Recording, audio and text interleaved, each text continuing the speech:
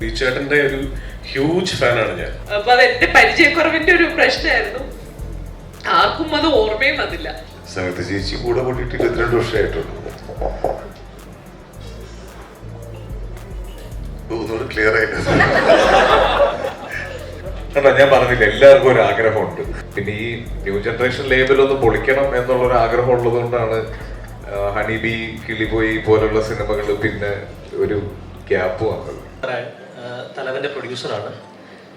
ഈ ഷോ ചാവേർ എന്ന ചിത്രങ്ങൾക്ക് ശേഷം അരുൺ നാരായൺ പ്രൊഡക്ഷൻസും സിജോ ലണ്ടൻ സ്റ്റുഡിയോസും ചേർന്നാണ് ഈ സിനിമ നിങ്ങളുടെ മുന്നിൽ 24-ാം തീയതി എത്തിക്കുന്നത്.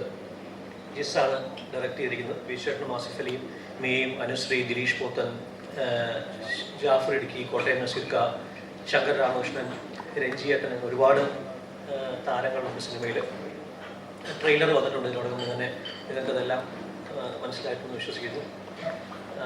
സിനിമയെക്കുറിച്ച് എനിക്കൊന്നു ജിസ് സംസാരിച്ചു തുടങ്ങും. എന്നിട്ട് നമുക്കൊരു ഇൻട്രാക്ഷൻ സെഷനിലേക്ക് പോവാം. നമ്മുടെ സിനിമയെ സപ്പോർട്ട് ചെയ്യാൻ ആണ് നിങ്ങളെല്ലാവരും കൂടിയിരിക്കുന്നതിന് ഒരുപാട് ഗ്രാറ്റിറ്റ്യൂഡ് ഉണ്ട്. ഞാൻ ചെയ്തുകൊണ്ടിരിക്കുന്ന പാറ്റേണിൽ നിന്ന് വളരെയധികം മാറി ചെയ്യുന്ന ഒരു സിനിമയാണ് തലവൻ. തീർച്ചയായിട്ടും ഒരു ത്രില്ലർ ജോണറിൽ വരുന്ന സിനിമയാണ്. 24-ാം തീയതി മെയ് 24-ന് റിലീസാവുകയാണ്. അപ്പോൾ അതിനെക്കുറിച്ച് കൂടുതൽ അറിയിക്കാനും നിങ്ങളുടെ ചോദ്യങ്ങൾക്ക് മറുപടി പറയാനും വേണ്ടിയിട്ടാണ് ഇരിക്കുന്നത്.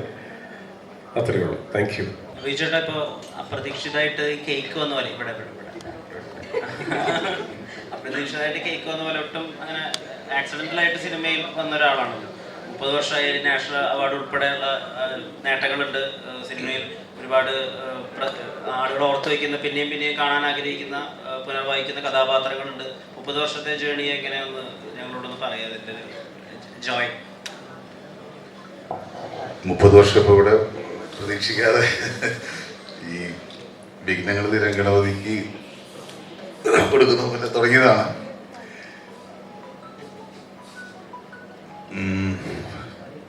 ഒരുപാട് സന്തോഷമുണ്ട് ഈ നരച്ചു വെച്ചു. ഈ ജേണി എന്ന് പറഞ്ഞാൽ അൺഎക്സ്പെക്റ്റഡ് ആയിട്ട് തുടങ്ങിയതാണ്. ആക്ച്വലി ഒന്നൊന്നും സീരിയസ് അല്ലായിരുന്നു. ആക്ച്വലി ഒരു എന്താണ് ചെയ്യേണ്ടതെന്ന് അറിയാതിരിക്കുന്ന സമയത്ത് തുടങ്ങി.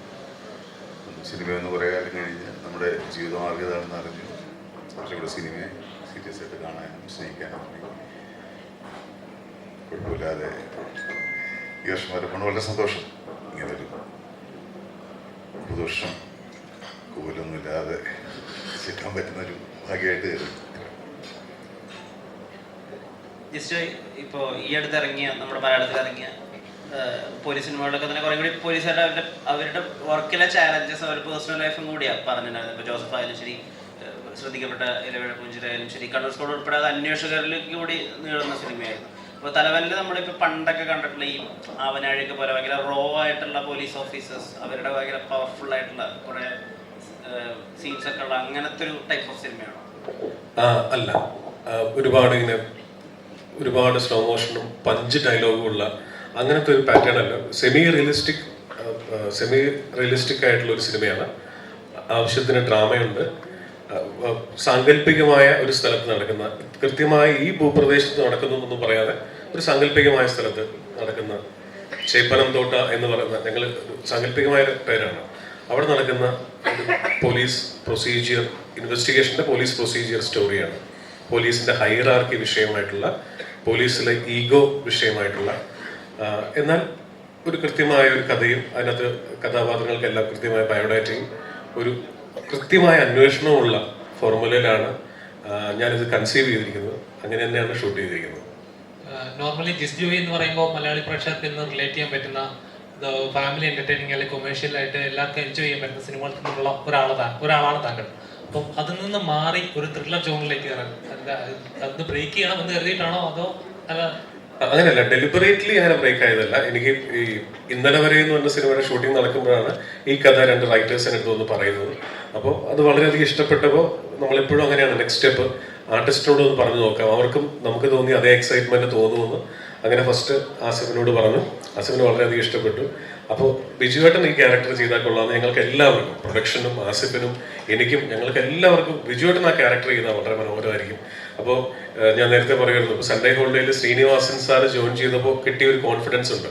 അതേ അളവിലുള്ള കോൺഫിഡൻസ് ആണ് ഈ സിനിമയിൽ ബിജുവേട്ടൻ ഇത് കഥ കേട്ട് ഓക്കെ പറഞ്ഞപ്പോൾ ഞങ്ങൾക്ക് തോന്നിയത്. കാരണം ബിചേട്ടന് ശരിക്കും ഒരു പോലീസ് ബാക്ക്ഗ്രൗണ്ട് ഉള്ള ആളാണ്. അച്ഛൻ പോലീസായിരുന്നു, പോലീസ് ക്യാമ്പിൽ വളർന്ന ഒരാളാണ്. സോ സെറ്റിൽ എപ്പോഴും ഞങ്ങൾക്ക് എന്തിനും റെഫറൻസ് കൃത്യമായിട്ട് ചോദിക്കാവുന്ന, ഞങ്ങളെ കറക്റ്റ് ചെയ്യുന്ന ഒരാളാണ്. പിന്നെ ബിചേട്ടൻ്റെ ഒരു ഹ്യൂജ് ഫാനാണ് ഞാൻ. അറിയാം, ഇപ്പം നമ്മൾ കേക്ക് കട്ട് ചെയ്തു 30 വർഷമായിട്ട് നമ്മൾ ബിചേട്ടനെ കണ്ടോട്ട്. ഇത് ചെറിയ കാര്യമല്ല, 30 വർഷം എന്ന് പറയുന്നത്. അപ്പോൾ സ്റ്റിൽ പാഷൻ നഷ്ടപ്പെടാതെ പുതിയ പുതിയ പുതിയ ആർക്കറിയാൻ പോലത്തെ സിനിമകളും, എന്നാൽ ഒരു സൈഡിൽ ഓർഡിനറി പോലത്തെ സിനിമകളും, വെള്ളിമൂങ്ങ പോലത്തെ സിനിമകളും ഇങ്ങനെ ചെയ്ത് നമ്മളെ ഞെട്ടിപ്പിച്ചുകൊണ്ടിരിക്കുന്ന വലിയൊരു അഭിനേതാവാണ്. രാജ്യം അംഗീകരിച്ചിട്ടുള്ള അഭിനേതാവാണ്. അപ്പോൾ ആസിഫ് സ്ഥിരമായിട്ട് എൻ്റെ കൂട്ടുകെട്ട് ഉള്ളതാണ്. പക്ഷേ വിജയണ്ണുമായിട്ടുള്ള കൂട്ടുകെട്ട് ആദ്യമായിട്ടായിരുന്നു. അത് ഭയങ്കര എക്സൈറ്റഡ് ആയിരുന്നു. അത് എക്സൈറ്റ്മെന്റ് എന്നുള്ള വേർഡ് ഇപ്പോൾ പറഞ്ഞ് ക്ലീഷ ആയിട്ടുണ്ടെങ്കിലും വേറെ വേർഡ് കിട്ടാത്തതുകൊണ്ട് പറയുകയാണ്. അത്രയും ആസ്വദിച്ച് ഷൂട്ട് ചെയ്യാൻ പറ്റിയ ഒരു സിനിമയായിരുന്നു തലവൻ. ആസിഫ് എന്ന് പറയുന്നത് ജിസ്റ്റോയെ സംബന്ധിച്ച് ഒരു ലക്കി ചാമാണോ? അതുകൊണ്ടാണോ ഈ സിനിമയിലും? അത് തീർച്ചയായിട്ടും എനിക്ക് അങ്ങനെ പ്രത്യേകിച്ച് അങ്ങനെ ഒരു ലക്കി ചാം എന്നുള്ള വേർഡിനകത്തുള്ളൊരു വിശ്വാസത്തിനപ്പുറം ഇതുവരെ ചെയ്ത സിനിമകൾക്കൊക്കെ ആസിഫ് ഫിറ്റ് ആയിരുന്നു കഥാപാത്രം. ഇതുവരെ ചെയ്യുന്ന എല്ലാ പടങ്ങളും, ഇപ്പോൾ ഈ സിനിമ ഉൾപ്പെടെ. അപ്പോൾ അത് ട്രെയിലർ കണ്ടവർക്ക് മനസ്സിലാവും, രണ്ടുപേരും കട്ടയ്ക്ക് പിടിച്ച് ചെയ്തിട്ടുണ്ട്. അപ്പോൾ അങ്ങനെയാണ് അതിനെ കാണുന്നത്. ട്രെയിലറൊക്കെ കാണുമ്പോൾ മിയ ചേച്ചി ഒരു ക്യാരക്ടർ എന്ന് പറയുമ്പോൾ ഫിസിക്കലി ഡിസേബിൾ ആയിട്ടുള്ള ഒരു ആളായിട്ടാണ്. അപ്പോൾ ഇതുവരെ ചെയ്തു വെച്ചതിൽ ഈ ക്യാരക്ടർ എത്രത്തോളം ചാലഞ്ചിങ് ആയിരുന്നു? ഇതിലെ സുനിത എന്ന് പറഞ്ഞ ക്യാരക്ടർ ഒരു ചെറിയൊരു എന്താ പറയുന്നത്, ഫിസിക്കലി ഒരു ചെറിയൊരു ഇഷ്യൂ ഉള്ള ഒരാളാണ്. എനിക്ക് അങ്ങനെ ഒരു ക്യാരക്ടർ ചെയ്ത് പരിചയമൊന്നുമില്ല. അപ്പോൾ ഒരു ദിവസം കഥ പറയില്ല അല്ല, ഒരു ദിവസം എനിക്ക് അങ്ങനെ ശീലമില്ലാത്തതിൻ്റെ ആയിരിക്കും, നമ്മൾ കുറച്ച് ദിവസമൊക്കെ ഇങ്ങനെ സീനൊക്കെ ഇങ്ങനെ ഷൂട്ട് ചെയ്തൊക്കെ പോയി ഒരു ഷോട്ട് എടുത്തപ്പോൾ ഞാൻ ആക്ച്വലി ആ ഒരു പ്രശ്നം മറന്നുപോയി. നമ്മൾ ആരും ഓർത്തില്ല, ഞാൻ മറന്നുപോയി.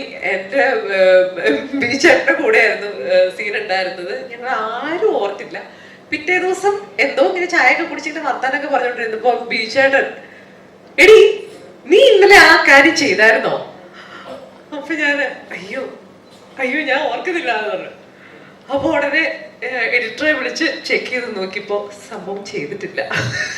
എന്നിട്ട് അത് വീണ്ടും റീഷൂട്ട് ചെയ്യേണ്ടി വന്നു. അപ്പൊ അത് എന്റെ പരിചയക്കുറവിന്റെ ഒരു പ്രശ്നമായിരുന്നു. ആർക്കും അത് ഓർമ്മയും വന്നില്ല. അപ്പൊ അന്ന് ആ ഒരു കാര്യം ഉണ്ടായപ്പോ ബീച്ചേട്ടൻ തന്നെ അതിനൊരു ടിപ്പ് പറഞ്ഞു തന്നു. ഇങ്ങനെ ഒരു കാര്യം നമ്മളെല്ലാരും മറന്നു പോകാൻ സാധ്യതയുണ്ട്. വിലയേറിയ ടിപ്പാണോ ഞാൻ പറഞ്ഞു കൊടുക്കുന്നത്? കുഴപ്പമില്ല അല്ലേ? 30 വർഷം ആയതിന്റെ ഒരു 30 വർഷം വിട്ടേക്ക്. അപ്പൊ എന്നോട് പറഞ്ഞു തന്നു, നമ്മൾ മറന്നുപോകും ഇങ്ങനത്തെ ഒരു കാര്യം. നമുക്ക് ശീലമില്ലാത്തൊരു കാര്യം ആയതുകൊണ്ട് നമ്മൾ ചിലപ്പോൾ തലേന്നത് ചിലപ്പോൾ വിട്ടുപോകാൻ സാധ്യതയുണ്ട്. അപ്പോ അത് ഓർക്കാൻ വേണ്ടിയിട്ട് എന്തെങ്കിലും ഒരു എന്താ പറയുന്നത്, ഒരു നീ ക്യാപ്പോ അല്ലെങ്കിൽ ശരീരത്തിൽ നമ്മൾ യൂഷ്വലി ഉപയോഗിക്കാത്ത എന്തെങ്കിലും ഒരു സാധനം, ഒരു സംഭവം നമ്മൾ വെക്കുവാണെങ്കിൽ ഇതെന്തിനാ ഞാൻ ആ കാര്യം ഓർമ്മ വരും എന്നുള്ള രീതിയിൽ ഒരു ടിപ്പൊക്കെ എനിക്ക് പറഞ്ഞു തന്നു. അപ്പം പിന്നെന്താ പറയുന്നത്, ഇതെനിക്കൊരു ലേണിംഗ് എക്സ്പീരിയൻസ് തന്നെയായിരുന്നു എല്ലാം കൊണ്ടും. ഈ ഒരു ഇവരുടെയൊക്കെ കൂടെ ബീജാറിന്റെയും ആസ്ഫിക്കിന്റെ കൂടെ ഒക്കെ മുമ്പ് വർക്ക് ചെയ്തിട്ടുണ്ട്. പക്ഷെ എന്താ പറയുന്നത്, ഈ ഒരു ടീം എന്ന് പറഞ്ഞപ്പോ ജിസ്റ്റേറിന്റെ കൂടെ ഒരു സിനിമ ചെയ്യുന്ന ഫസ്റ്റ് ടൈം ആയിരുന്നു. അഞ്ചേട്ടൻ്റെ ഒരു പടത്തിൽ വരുന്ന ഫസ്റ്റ് ടൈമാണ്. അപ്പൊ അതുകൊണ്ട് എന്താ പറയുന്നത്, സന്തോഷമുള്ള ദിവസങ്ങളായിരുന്നു. ആ ദിവസങ്ങളൊക്കെ ഒത്തിരി സന്തോഷമുള്ള ദിവസങ്ങളായിരുന്നു. ബിജേട്ടന്റെ ഹിറ്റ് സിനിമകളുടെ ഭാഗമായിട്ട് സംയുക്ത ചേച്ചി എപ്പോഴും ഉണ്ടായിട്ടുണ്ടായിരുന്നു ഒരു കാലഘട്ടങ്ങളിൽ.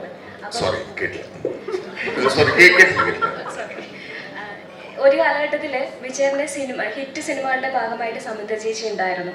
അപ്പൊ 30 വർഷം പൂർത്തിയാക്കുന്ന ഈ അവസരത്തിൽ സംയുക്ത ചേച്ചിയെ പറ്റി എന്താണ് പറയാനുള്ളത്? സംയുക്ത ചേച്ചി കൂടെ കൂട്ടിയിട്ട് 22 വർഷമായിട്ടുള്ളൂ. ഒന്നുകൂടെ ക്ലിയർ ആയിട്ട് അല്ല, തീർച്ചയായിട്ടും എനിക്ക് പക്ഷേ എനിക്ക് ഒരുപാട് സപ്പോർട്ടുണ്ട്. ഡെഫിനറ്റ്ലി ഒരു ഫാമിലി ബാക്ക്ഗ്രൗണ്ട് നമുക്ക് കറക്റ്റ് ആയാൽ മാത്രമല്ല നമുക്ക് ഫ്രീ ആയിട്ട് സിനിമകളൊക്കെ ചെയ്യാൻ പറ്റുള്ളൂ. അതിൽ സിനിമയിൽ നിന്ന് വന്ന ഒരാളെന്ന രീതിയിൽ സംയുക്തയുടെ സപ്പോർട്ട് വളരെ വലുതാണ്. സിനിമകൾ കണ്ടിട്ടാണെങ്കിലും നമ്മുടെ കുഴപ്പങ്ങളായിരിക്കും കൂടുതൽ ഐഡൻറ്റിഫൈ ചെയ്യാൻ. അപ്പോൾ അത് കറക്റ്റ് ചെയ്യാൻ വേറെ സിനിമകൾ കാണാൻ പ്രേരിപ്പിക്കാത്ത സിനിമയെ സപ്പോർട്ട് തന്നെയാണ് തീർച്ചയായും. ഇപ്പോൾ ഒരുപാട് പോലീസ് കഥാപാത്രങ്ങൾ നമ്മൾ കണ്ടു. ഇപ്പോൾ പണ്ട് നമ്മൾ പോലീസ് കഥാപാത്രം എന്ന് പറയുമ്പോൾ സുരേഷ് ചേട്ടനെയായിരുന്നു ഓർക്കുന്നത്. ഇപ്പോൾ അത് ബിജേട്ടിലേക്ക് മാറിയിട്ടുണ്ട്. അപ്പോൾ ഇത് കോൺഷ്യസ് ആയിട്ട് എടുക്കുന്നതാണോ അതോ അത് ചെയ്യാൻ നല്ല ഇഷ്ടമായിട്ട് ചെയ്യുന്നതാണോ? ഇത് ആക്ച്വലി സംഭവിച്ചു പോകുന്നതാണ്. തുടക്കത്തിൽ ശ്രദ്ധിക്കാതെ അന്ന് കിട്ടുന്ന കഥാപാത്രങ്ങൾ ചെയ്തു പോയിട്ട് ഇപ്പോൾ അന്നത്തെ നമ്മുടെ ഒരു അപ്പിയറൻസും ഒരു സീരിയസ് റോൾസുമാണ് കൂടുതൽ ചെയ്തത്. അപ്പോൾ ആ സമയത്ത് സപ്പോർട്ടീവ് പോലീസ് ക്യാരക്ടേഴ്സ് റോൾസ് വന്നിട്ടുണ്ട്. പിന്നെ സിനിമയിൽ കൂടുതൽ ഓപ്ഷന് പോവാതെ ഒരാൾ ഒരു ക്യാരക്ടർ ചെയ്തത് വർക്കൗട്ട് ആയിട്ടെങ്കിൽ നാച്ചുറലി അയാളെ ഇതിനെ വിളിക്കും. അങ്ങനെ കുറേ സിനിമകൾ ചെയ്തിട്ടുണ്ട്. പിന്നെ നമുക്ക് തന്നെ ഒരു ക്ലീഷയായിട്ട് കുറേ ആൾ അതിൽ നിന്ന് മാറിയുന്നു. പിന്നെ വീണ്ടും അത് തുടങ്ങിയത് അനുരാഗരിക്കുമ്പോൾ ഞാൻ ആശയമായിട്ട് ചെയ്തതിന് ശേഷം പിന്നെ പോലീസ് ക്യാരക്ടേഴ്സ് വരും, പലത് ഒഴിവാക്കാൻ നോക്കും. പക്ഷേ ചില കഥകൾ നമുക്ക് ഭയങ്കര ഇഷ്ടമാവും ചെയ്യാനായിട്ട്. അപ്പം അതിന് ആ സമയത്ത് കൂടുതൽ ഇഷ്ടം കഥയോട് വരുമ്പോൾ ആ ഒരു വേഷത്തെ പറ്റി അധികം ബോധപ്പെടാതിരിക്കും. അതുപോലെ തന്നെ അയ്യപ്പൻ കോശിയിലൊക്കെ വരുമ്പോഴത്തേക്കും ഒരു ഈഗോസ്റ്റിക് ഒരു ഇതുണ്ടല്ലോ, അതുപോലെ തന്നെയാണോ പോലീസിലുള്ള ഒരു ഈഗോസ്റ്റിക് ഇതാണോ ഈ കഥ പറയുന്നത്? ട്രെയിലർ വന്നപ്പം അങ്ങനെ ഒരു സൂചന ഉണ്ടായിരുന്നു. ഇതൊരു ഈഗോ ബേസ്ഡ് സിനിമയല്ല ആക്ച്വലി. ഇതൊരു പക്ക ഒരു പോലീസ് പ്രൊസീജിയറാണ്. രണ്ടുപേരും വർക്ക് ചെയ്യുന്ന പോലീസിലാണെന്ന് ഒരു ഇൻവെസ്റ്റിഗേഷൻ, ഒരു തറോ ഇൻവെസ്റ്റിഗേഷൻ, ത്രില്ലിംഗ് ആയിട്ടുള്ള ഇൻവെസ്റ്റിഗേഷൻ. ഇതെല്ലാം ഒരു സീനിൽ നടത്ത സീനിലേക്ക് എന്താണെന്ന് നടക്കാൻ പോകുന്നത് നമുക്കത് കേട്ടപ്പോൾ ഉണ്ടായിരുന്ന അതേ ആകാംക്ഷ പ്രേക്ഷകരിലേക്ക് എത്തിക്കാൻ വേണ്ടിയിട്ടും നല്ല രീതിയിൽ മേക്ക് ചെയ്യുന്നത് തന്നെയാണ് വിഷയം. ഇപ്പോ ചില ആക്ടേഴ്സ് പോലീസ് റോള് ചെയ്യുമ്പോഴാണ് അവരുടെ ഒരു സ്റ്റാർഡം ഒക്കെ അടുത്ത ലെവലിലേക്ക്. സൂര്യ സിംഗം ചെയ്യുന്നു, അല്ലെങ്കിൽ കമലഹാസൻ കാക്കി സറ്റൊക്കെ ചെയ്യുമ്പോഴാണ് അത് അവരുടെ സ്റ്റാർഡം ഒരു നെക്സ്റ്റ് ലെവലിലേക്ക് പോകും. അപ്പോൾ ഇവിടെ ആയാലും ഇപ്പോൾ ഈ 1.5 വർഷം കൊണ്ട് 5 ട്രാൻസ്ഫർ എന്നൊക്കെ പറയുന്നത് ഒരു വലിയ മാസ് കാര്യമായിട്ടാണല്ലോ നമുക്ക് ഫീൽ ചെയ്യുന്ന ട്രെയിലർ കാണുമ്പോൾ. അപ്പോൾ ഇത് ആ വിധത്തിൽ സ്റ്റാർഡം കൂടി കുറച്ചുകൂടി എക്സ്പ്ലോർ ചെയ്യുന്ന പടമായിരിക്കും ആസിഫിക്കയുടെ തലവൻ. അങ്ങനെ ചോദിച്ചാൽ അത് കണ്ടു നോക്കിയതിനു ശേഷം നിങ്ങൾ ജഡ്ജ് ചെയ്യേണ്ടതാണ്. കാര്യം ഇതിൽ ഭയങ്കര സൂപ്പർ നാച്ചുറൽ ആയിട്ടുള്ള ഒരു പോലീസ് ഓഫീസറോ ഈ പറയുന്ന പോലെ കാക്കയോ അങ്ങനെയുള്ള റെഫറൻസ് ഒരു സമയത്ത് മലയാള സിനിമയിൽ ഉണ്ടായിരുന്നു. നമുക്ക് കാണാൻ ഇഷ്ടപ്പെടുന്ന പോലീസ് ഓഫീസർ എന്ന് പറയുമ്പോൾ എപ്പോഴും ഭയങ്കര മസ്കുലർ ആയിട്ടുള്ള ഭയങ്കര സ്റ്റൈലിഷ് ആയിട്ടുള്ള ഓഫീസേഴ്സ് ആയിരുന്നു. പക്ഷെ നമുക്ക് മലയാള സിനിമയിൽ എപ്പോഴും കുറച്ചും കൂടെ നമ്മുടെ ഒരു എവറിഡേ ലൈഫിൽ കാണുന്ന പോലത്തെ പോലീസുകാരോടാണ് നമുക്ക് താല്പര്യം. അപ്പൊ അങ്ങനത്തെ ഒരു പോലീസുകാരൻ ചെയ്യാനാണ് എന്നെ കൊണ്ട് പറ്റുള്ളൂ. എനിക്കൊരു ഭയങ്കര ഭീകരനായ ഒരു പോലീസ് ഓഫീസർ ആവാൻ പറ്റുമെന്ന് എനിക്ക് തോന്നുന്നില്ല. അപ്പം അത്തരത്തിലുള്ള ലിമിറ്റേഷൻസിൽ നിന്നുകൊണ്ടാണ് ഈ സിനിമ ചെയ്തിട്ടുള്ളത്. പക്ഷെ ഇതുവരെ ഇപ്പൊ കൂമനിലും കുറ്റവും ശിക്ഷയിലും ഒക്കെ ചെയ്തതിനേക്കാൾ ചിലപ്പോൾ കുറച്ചുകൂടെ കൊമേഴ്ഷ്യൽ ആയിട്ടുള്ള ഒരു ഫ്ലേവർ ഈ കാർത്തിക് എന്ന് പറഞ്ഞ ക്യാരക്ടറിന് ഉണ്ടാവും. തീർച്ചയായിട്ടും അത് അങ്ങനെ കിട്ടിയാൽ സന്തോഷം. ആസിഫിക്ക, മലയാളികളുടെ യൂത്ത് ഐക്കണായിട്ടുള്ള യൂത്ത് സ്റ്റാർ എന്ന് തന്നെ പറയാം. ഒരുപാട് സിനിമകളിൽ അങ്ങനെ കണ്ടിട്ടുണ്ട് ഞങ്ങൾ. അപ്പോൾ അങ്ങനെ ഒരു പരിവേഷം ഉള്ളത് കൊണ്ട് തന്നെ ഒരു പ്രതിനായകനായിട്ട് ഒരു വില്ലൻ വേഷങ്ങൾ മിസ് ചെയ്യുന്നുണ്ടോ? ഇല്ല, ഞാൻ ചെയ്യാറുണ്ട്. പിന്നെ ഇടികൊള്ളുന്ന ഒരു വില്ലനാവാൻ എനിക്ക് താല്പര്യമില്ല. അപ്പോൾ ഒരു ക്യാരക്ടർ ഡ്രിവൻ ആയിട്ടുള്ള ഇപ്പം നെഗറ്റീവ് ഷെയ്ഡ്സ് വരുന്നതിനോട് ഇപ്പം ഉയരെ പോലെയുള്ളത് അല്ലെങ്കിൽ ഓർഡിനറി പോലെയുള്ള സിനിമകൾ ചെയ്യുന്നതിനോട് എനിക്ക് സന്തോഷമുള്ളൂ. അത്രയും ക്യാരക്ടേഴ്സ് ചെയ്യുമ്പോൾ പിന്നെ ഒരു സിനിമയിൽ എന്നെ കാണുമ്പോൾ എൻ്റെ ക്യാരക്ടറിന് ഒരു പ്രെഡിക്റ്റബിൾ സ്വഭാവം ഉണ്ടാവില്ല. ഇയാൾ നായകനാണ്, അതുകൊണ്ട് ഇയാളുടെ എൻഡിങ് ഭയങ്കര പോസിറ്റീവായിരിക്കും എന്നുള്ളൊരു പ്രഡിക്ഷനിലേക്ക് പോകാതെ എല്ലാതരം ക്യാരക്ടേഴ്സും ചെയ്യാൻ പറ്റും. ഇവൻ ചിലപ്പോൾ ചതിച്ചേക്കാം, ചിലപ്പോൾ ഇവൻ നന്നായേക്കാം എന്നുള്ളൊരു തോന്നൽ അങ്ങനെ മിക്സ് ചെയ്ത് ക്യാരക്ടേഴ്സ് ചെയ്യുന്നുണ്ട് കിട്ടും. അപ്പൊ അങ്ങനെ അത്തരത്തിൽ നെഗറ്റീവ് ഷെയ്ഡ്സ് ചെയ്യാനും എനിക്ക് താല്പര്യമുണ്ട്. ഈ അനുരാഗകരിക്കും വെള്ളത്തിൽ അച്ഛനും മോനുമായിട്ട് അഭിനയിച്ചു. അപ്പം ഇപ്പോഴും സോഷ്യൽ മീഡിയ കറങ്ങുന്ന ഒരു സീനുണ്ട്, മറ്റേ അടി കിട്ടുമ്പം ഉള്ള ഒരു റിയാക്ഷൻ. അപ്പൊ ഈ സിനിമ അടിച്ചിട്ടില്ല അടിച്ചിട്ടുണ്ടെന്നല്ല, ഈ സിനിമ വരുമ്പോൾ അതിനൊരു പ്രതികാരമല്ലോ തീർക്കാനുള്ള ഒരു അവസരം കിട്ടിയോ? ഞാൻ പറഞ്ഞില്ല, എല്ലാവർക്കും ഒരു ആഗ്രഹമുണ്ട്. ആഗ്രഹം കൊണ്ടല്ല, അങ്ങനെ ഒരു അവസരം കിട്ടിയോ എന്ന് ചോദിച്ചുള്ളൂ. ഇല്ല, അങ്ങനെ ഒരു അവസരം കിട്ടിയിട്ടില്ല. അതെ, എനിക്ക് പക്ഷെ ബീച്ചറിന്റെ കൂടെ ചെയ്ത ക്യാരക്ടേഴ്സ് എല്ലാം നോട്ടീസ് ചെയ്യപ്പെട്ടിട്ടുള്ള ക്യാരക്ടേഴ്സാണ്. അത് ഇൻക്ലൂഡിങ് ഓർഡിനറി ആയാലും ഇപ്പൊ കരിക്കും വെള്ളം എടുത്തു പറയണം. അപ്പൊ അതില് എനിക്ക് തോന്നുന്നു ചിലപ്പം ബീച്ചറിനായിട്ടുള്ളൊരു ഫ്രണ്ട്ഷിപ്പിന്റെ ഒരു കെമിസ്ട്രിയുടെ അല്ലെങ്കിൽ ചേട്ടൻ എനിക്ക് തരുന്നൊരു ഫ്രീഡം, ഇതൊക്കെ ആയിരിക്കാം ചേട്ടന്റെ കൂടെ ചെയ്യുന്ന ക്യാരക്ടേഴ്സ് ഹൈലൈറ്റ് ചെയ്ത് നിൽക്കാനുള്ള കാരണം. കരിക്കുമ്പള്ളം പേഴ്സണലി ഞങ്ങൾക്ക് രണ്ടുപേർക്കും, രഘുവിനെയും അഭിയെയും ഞങ്ങൾക്ക് രണ്ടുപേർക്കും ഇഷ്ടമുള്ള ക്യാരക്ടേഴ്സാണ്. ആ അച്ഛനും മോനുമായിട്ട് ശരിക്കും ഈ സിനിമയിലെ ട്രെയിലറിൽ പറയുന്നുണ്ടല്ലോ, ഞങ്ങളെ കണ്ടിട്ട് ഇരട്ട പറ്റതാണെന്ന് തോന്നുന്നു പറഞ്ഞില്ല. അപ്പൊ അതുപോലെ എന്തോ ഒരു റിലേഷൻ ഞങ്ങളുടെ ഇടയിലുണ്ട് എന്ന് എനിക്കൊരു വിശ്വാസമുണ്ട്. അപ്പോൾ നേരൊക്കെ കണ്ടപ്പോൾ നമുക്ക് കോടതിയിൽ ഒരുപാട് പ്രൊസീജിയർ കാര്യങ്ങളൊക്കെ മനസ്സിലായിട്ടുണ്ട്. ചില സിനിമകളൊക്കെ അങ്ങനെ എഡ്യൂക്കേറ്റിംഗ് ആണല്ലോ, അങ്ങനത്തെ ഒരു പരിപാടി തലവനിലുണ്ട്? ഇല്ല, അത്തരം ഓൾറെഡി പ്രേക്ഷകന് അറിയാവുന്ന കാര്യങ്ങളില്ലേ, അതെല്ലാം ഞാൻ സൂചിപ്പിച്ചു പോയിട്ടേ ഉള്ളൂ.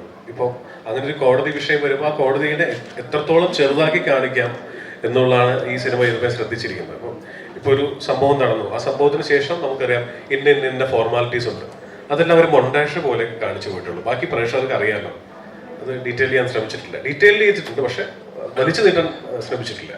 ഇപ്പോൾ ആസിഫ് ഖാനായിട്ട് ഇത്രയധികം സിനിമകൾ ചെയ്യുന്നത് നിങ്ങളുടെ ഫ്രണ്ട്ഷിപ്പിന്റെ കൂടി ഒരു ഫാക്ടർ ഉണ്ടാവും ഡെഫിനറ്റ്ലി. സ്ക്രിപ്റ്റ് ഉണ്ടെങ്കിലും അപ്പോൾ ഇപ്പോൾ ബിജു ചേട്ടനോടൊക്കെ നറേറ്റ് ചെയ്യുമ്പോൾ ബിജു ചേട്ടൻ ഭയങ്കര സിമ്പിളാണല്ലോ. അപ്പോൾ ആരോടെങ്കിലും ഇങ്ങനെ ഒരു വേദിയിൽ ഭാര്യയെ പറ്റിയൊക്കെ പറയുകയാണെങ്കിൽ കുറച്ചും കൂടി കാവ്യാത്മകമായിട്ട് പറഞ്ഞത്. ബിജു ചേട്ടൻ ഭയങ്കര സിമ്പിൾ ആയതുകൊണ്ടാണ് അങ്ങനെ പറഞ്ഞു നിർത്തിയത്. അപ്പോൾ അങ്ങനത്തെ സിമ്പിളായിട്ടുള്ള ഒരു കമ്മ്യൂണിക്കേഷൻ സ്ക്രിപ്റ്റ് പറയാനും അല്ലെങ്കിൽ കാര്യങ്ങൾ പറഞ്ഞു മനസ്സിലാക്കാനും അതൊരു ഈസിയാണോ? അല്ല, ബിജുചേട്ടനെ സംബന്ധിച്ചിടത്തോളം ബിജുചേട്ടൻ നിങ്ങൾ എനിക്ക് തോന്നുന്നില്ല എത്ര പേർക്ക് ബിജുചേട്ടനെ അടുത്ത് അറിയാമെന്നുള്ളത്. എന്നാൽ ബിജുചേട്ടനെ അടുത്ത് അറിയുന്നവർക്ക് അറിയാവുന്ന ഒരു കാര്യം, വളരെ ഒരു കാര്യം മനസ്സിലാക്കുന്നതിൽ നമ്മൾ പറഞ്ഞു തുടങ്ങുമ്പോഴേ ബിജുചേട്ടൻ അതിൻ്റെ എൻഡ് എന്താണെന്ന് മനസ്സിലാക്കാം. ആ ഒരു ഇപ്പോൾ ഒരുപക്ഷെ ഇത്രയും വർഷത്തെ എക്സ്പീരിയൻസ് കൊണ്ടായിരിക്കാം, ബൈ ബർത്ത് കിട്ടുന്ന കുറച്ച് കഴിവുകളുണ്ട്, അങ്ങനെ ആയിരിക്കാം. പക്ഷെ ഞാൻ വിചാരിച്ചിരുന്നത് ബിജുചേട്ടൻ കഥ പറയാൻ വേണ്ടി പോകുമ്പോൾ വളരെ ലേസി ആയിട്ടുള്ള ഒരാളായിരിക്കും. അപ്പം ഞാൻ കഥ പറയാൻ ചെന്നപ്പോൾ ചോദിച്ചു, ബിജുചേട്ടാ ഈ കഥ 45 മിനിറ്റിലും പറയാം, 2.25 മണിക്കൂറിലും പറയാം, ഞാൻ എങ്ങനെ പറയണം? അപ്പം ഞാൻ പ്രതീക്ഷിക്കുന്ന മറുപടി നീ ചുരുക്കി പറ എന്നുള്ളതായിരിക്കും. പുള്ളി പറഞ്ഞു, നീ വലുതാക്കി പറ, നിനക്ക് എത്രത്തോളം ഭംഗിയായിട്ട് പറയാൻ പറ്റുമോ അത്രത്തോളം ഭംഗിയായിട്ട് പറ. അതെനിക്ക് ഭയങ്കര ഒരു ഷോക്കിംഗ് ആയിരുന്നു. ഞാൻ അങ്ങനത്തെ ഒരു മറുപടി അല്ല പ്രതീക്ഷിച്ചത്. സോ ബിജുചേട്ടനോട് കഥ പറഞ്ഞു, കഥ മൊത്തം കേട്ട് കഴിഞ്ഞിട്ട് ഓരോ കഥാപാത്രത്തിൻ്റെ പേര് ഉൾപ്പെടെയാണ് ബിജുചേട്ടൻ തിരിച്ചു ചോദിക്കുന്നത്. അയാൾ എന്തുകൊണ്ടായിരിക്കും, ഇപ്പം മാത്യു എന്തുകൊണ്ടാണ് അങ്ങനെ പെരുമാറുന്നത്, രഘു എന്താ ഇങ്ങനെ നോക്കുന്നത്, അങ്ങനെ ഓരോ കാര്യങ്ങളും. അതെനിക്ക് ബിജുചേട്ടനെ, ആ ഒരു ബിജുചേട്ടനെ എനിക്ക് അറിയില്ല. ബിജുചേട്ടനെ മുൻപ് പരിചയപ്പെട്ടിട്ടില്ല സിനിമ ചെയ്യുന്നവരെ. ബിജുചേട്ടൻ കാര്യങ്ങൾ മനസ്സിലാക്കുന്നതിൽ ഈ ഇരിക്കുന്ന ആർക്കറിയുന്നതിനേക്കാളും വളരെ ഷ്രൂഡായിട്ടുള്ള ഒരു വ്യക്തിയാണ്.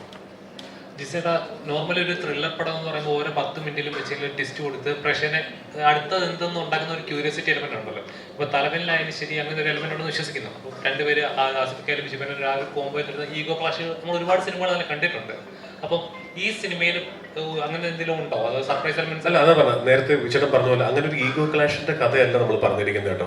കാരണം എനിക്കൊന്ന് ട്രെയിലർ കണ്ടപ്പോഴും പോസ്റ്റർ കണ്ടപ്പോഴും ഒത്തിരി പേര് നമ്മളോട് ചോദിക്കുന്നത് ഇതൊരു ഈഗോ ക്ലാഷിന്റെ കഥയാണെന്നുള്ളതാണ്. പക്ഷെ ഈഗോ ക്ലാഷിന്റെ കഥയല്ല. ഒരിക്കലും ഒരു അയ്യപ്പനും കോശിയോ ഡ്രൈവിംഗ് ലൈസൻസോ പോർത്തൊഴിലോ പ്രതീക്ഷിച്ചുകൊണ്ട് ഈ സിനിമ കാണരുത്. കാരണം അതല്ല ഞങ്ങൾ പറഞ്ഞിരിക്കുന്ന ഒരു കഥ. അതൊരു സബ് ലെയർ മാത്രമാണ് രണ്ടുപേരുടെ. ഉറപ്പായിട്ടും ഒരേ സ്റ്റേഷനിൽ വർക്ക് ചെയ്യുന്ന 2 പോലീസുകാരുടെ കഥ പറയുമ്പോൾ പോലീസിന്റെ ഒരു ഹൈറാർക്കി പറഞ്ഞു പോയിട്ടുള്ളൂ.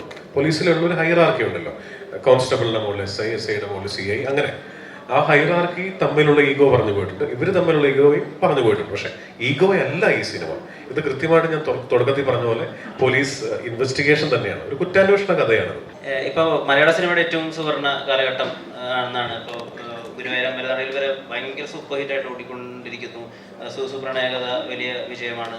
ഇപ്പോൾ ഏറ്റവും ഇൻഡസ്ട്രി ഹിറ്റ് എന്നൊക്കെ പറയാവുന്ന രീതിയിൽ മഞ്ഞുമലും അല്ലെങ്കിൽ പ്രേമലും ഒക്കെ 100 കോടിയിലിരിക്കുന്നു. അപ്പോൾ നമ്മളൊരു പ്രൊഡക്റ്റ് ആയിട്ട് വരുമ്പോൾ ഇപ്പോൾ സത്യം പറഞ്ഞാൽ പ്രഷറാണോ അതോ നല്ലതാണെങ്കിൽ സ്വീകരിക്കുമായ കോൺഫിഡൻസ് ആണോ? എന്താ പ്രൊഡ്യൂസർ എന്നുള്ള രീതിയിൽ എങ്ങനെ? പ്രഷറില്ല. നമ്മൾ ജെന്യുവനായിട്ടൊരു എഫേർട്ട് എടുക്കുന്നു. ആ എഫേർട്ട് നിങ്ങളുടെ മുന്നിലേക്ക് വെക്കുന്നു. നിങ്ങളാണ് ജഡ്ജ് ചെയ്യേണ്ടത്. പ്രേക്ഷകർ കണ്ട് ഇഷ്ടപ്പെടേണ്ട കാര്യമാണ്. നമ്മൾ ഒട്ടും മുൻവിധികളോടെ അല്ലെങ്കിൽ മുൻവിധികളുമായിട്ട് നിങ്ങളോട് സംസാരിക്കുകയോ അല്ലെങ്കിൽ നമ്മൾ ഒരിക്കലും നമുക്ക് അങ്ങനെ അതൊരു മാജിക്കാണല്ലോ. സിനിമ എന്ന് പറയുന്നത് തിയേറ്ററിനുള്ളിൽ സംഭവിക്കുന്ന ഒരു മാജിക്കാണ്. യാതൊരുവിധ പ്രഡിക്ഷനും നമുക്ക് പറ്റാത്തൊരു കാര്യമാണ്. നമ്മൾ എടുക്കുന്ന എഫേർട്ട് വളരെ സിൻസിയർ ആയിരിക്കുക, നമ്മൾ എടുക്കുന്ന എഫേർട്ട് വളരെ ജെന്യുവൻ ആയിരിക്കുക എന്നുള്ളതിൽ വിശ്വസിക്കുന്ന ഒരാളാണ് ഞാൻ. അപ്പോൾ അത് ഈ സിനിമയിൽ ഉണ്ടായിട്ടുണ്ട്. ബാക്കി പ്രേക്ഷകർ തീരുമാനിക്കേണ്ട കാര്യമാണ്. പ്രഷർ എന്തായാലും ഇല്ല. അപ്പം നമുക്കങ്ങനെ സിനിമകൾ വിജയിക്കുന്ന കാണുമ്പോൾ നമുക്ക് ഭയങ്കര സന്തോഷമല്ലേ. ഇപ്പം കഴിഞ്ഞ 6 മാസത്തിനിടയ്ക്ക്, ഇപ്പം 5 മാസം കഴിയുന്നു. ഈ 5 മാസത്തിനിടയ്ക്ക് ഇന്ത്യയിൽ ഏറ്റവും കൂടുതൽ വിജയങ്ങൾ സമ്മാനിച്ച ഇൻഡസ്ട്രിയാണ് മലയാളം. അല്ലേ? 5 സിനിമകൾ 6 സിനിമകളോടെ 100 കോടി ക്ലബിൽ കയറി, 2 സിനിമ 200 കോടി ക്ലബിലേക്ക് എത്തി. അത് വലിയ വലിയ നേട്ടം തന്നെയാണ് മലയാളത്തെ സംബന്ധിച്ചിടത്തോളം. അപ്പോൾ അത് ശരിക്കും പറഞ്ഞാൽ അത് നമ്മൾ പ്രേക്ഷകരുടെ അകമഴിഞ്ഞ സപ്പോർട്ട് ഉണ്ടായിട്ടുണ്ട്. തിയേറ്ററിലേക്ക് വന്ന് സിനിമ കാണാനുള്ള പ്രേക്ഷകരുടെ ആ മനോഭാവം ഭയങ്കരമായിട്ട് ചേഞ്ച് ആയിട്ടുണ്ട്. അത് നമുക്ക് ഉറപ്പായിട്ട് സന്തോഷം തരുന്ന കാര്യമാണ്. സിനിമ നന്നായാൽ ഉറപ്പായും പ്രേക്ഷകർ തിയേറ്ററിലേക്ക് വരും എന്ന അടിവര എഴുതുന്ന കാര്യങ്ങൾ തന്നെയാണ്. അത് ഉറപ്പായിട്ടും 100% സന്തോഷം തരുന്ന കാര്യമാണ്. ടെർബോയുടെ റിലീസ് ഉള്ളതുകൊണ്ട് ഈ സിനിമ മാറ്റം വകുപ്പുണ്ടെങ്കിൽ മാറ്റിയാനായിരുന്നു. ആസ് എ പ്രൊഡ്യൂസർ പേടിയുണ്ടോ 24-ാം തീയതി പടം ഇറക്കുമ്പോൾ ടെർബോ മുട്ടിക്കുമ്പോൾ? അല്ല, പേടിയില്ലപ്പാ, പേടിയില്ല. നമ്മളല്ലേ, സിനിമ വിജയിക്കുമ്പോൾ എൻ്റെ അഭിപ്രായത്തിൽ നമ്മുടെ കൂടെ ഒരു സിനിമ ഇറങ്ങുന്നു, ആ സിനിമ വലിയ വിജയമാകുന്നു, ഉറപ്പായിട്ടും തിയേറ്ററിലേക്ക് പ്രേക്ഷകർ വരും, അല്ലേ? തിയേറ്ററിലേക്ക് പ്രേക്ഷകർ വരുന്ന സമയത്ത് സിനിമ ഉണ്ടാവുക എന്ന് പറയുന്നത് തന്നെയാണ് ഏറ്റവും വലിയ കാര്യം. ഭയങ്കര ഡ്രൈ ആയിട്ട് തിയേറ്ററിലേക്ക് ആൾ വരാത്ത സമയത്ത് വേറൊരു സിനിമയില്ല, എന്നാൽ നമ്മുടെ സിനിമ ഇറക്കാമെന്ന് പറയുന്നതിൽ കാര്യമില്ല. സിനിമ പ്രേക്ഷകർ തിയേറ്ററിലേക്ക് വരുന്ന സമയത്ത് ഏറ്റവും ആവേശത്തോടെ തിയേറ്ററിലേക്ക് പ്രേക്ഷകർ വരുമ്പോൾ സിനിമ ഇറക്കുന്നത് തന്നെയാണ് സന്തോഷം. പിന്നെ മമ്മൂക്കയൊക്കെ ഒരു സ്റ്റാർ, നമ്മൾ അങ്ങനെ ഒരു ചിന്തയെ നമ്മുടെ മനസ്സിൽ പോകുന്നില്ല. അത് അദ്ദേഹത്തിൻ്റെ വലിയ സിനിമയാണ്, വലിയ ക്യാൻവാസിൽ വരുന്ന സിനിമയാണ്. തീർച്ചയായിട്ടും അത്തരം ഒരു സിനിമ വന്ന് പ്രേക്ഷകർ തിയേറ്ററിലേക്ക് വരുമ്പോൾ തന്നെ നമ്മുടെ സിനിമ വരുമ്പോൾ നമ്മളെയും സപ്പോർട്ട് ചെയ്യും പ്രേക്ഷകർ എന്ന് തന്നെയാണ് വിശ്വാസം.